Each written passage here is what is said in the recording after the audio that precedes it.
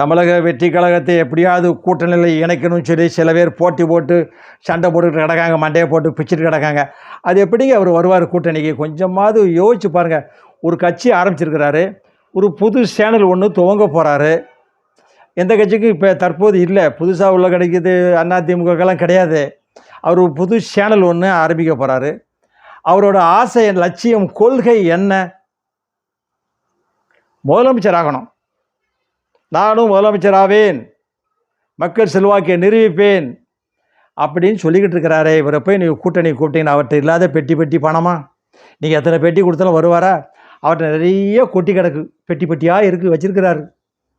அதனால் அவரை நீங்கள் கஷ்டப்படுத்தாதீங்க, பாவம் வரமாட்டார்.